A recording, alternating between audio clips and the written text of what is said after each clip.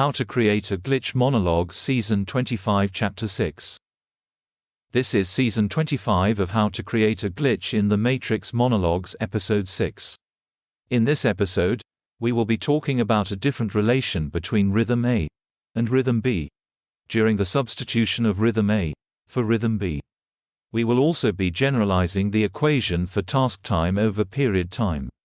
Finally, we will be observing a rule about consensuality and non-consensuality.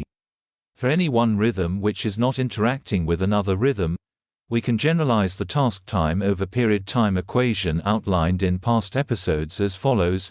For task time, n+1 over period, n+1, is equal to task time, n, over period, n, plus e, times 10 to the exponent negative x. And for task time, n, over period time, n, is equal to task time, 1, over period time, 1, plus n times e, times 10 to the negative x. These are the generalized equations for a non-interacting bodily rhythm. For two interacting bodily rhythms, the change in ratio of Rhythm A is equal to the change in ratio of Rhythm B.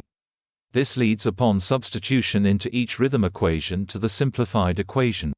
Change in the period of Rhythm B times the change in the task time of Rhythm A over the change in the period time of Rhythm A is equal to e times 10 to the negative x. In general, the sum of the ratio of task times over the period of each cycle for all the cycles governing our bodily rhythms is equal to 1. This tells us that it is not a perfect relationship where change in ratio of 1 equals the change in ratio 2. But rather there may be a lower shift between the ratios which is negligible compared to the larger shift between two ratios. So, for example, the sleep cycle may be 8 hours over 24 hours, or 0.3 plus the breathing cycle, 1.4 over 5 or 0.28 plus, etc. Consensuality can be understood as the extent to which any cycles change their ratios. So for example, if Rhythm A substitutes for Rhythm B, that decreases the ratio of B by increasing the period of B. This manifests as the inhibition of execution of cycle B, which entails a consensual expansion equal to the change in the ratio. Thus the sum of the changes in all the ratios for each of the bodily rhythms is equal to the expansion of the consensuality of the actor.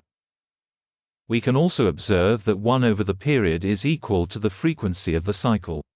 This means that for any two interacting individuals, if their frequencies coincide, it generates a consensuality. Thus, for person 1, 1 over the period of Rhythm A equals frequency Rhythm A person 1. 1 over the frequency of Rhythm A for person 2 equals the frequency of Rhythm A for person 2. Then, you take these two frequencies and determine the lowest common multiple to determine the period of the consensuality.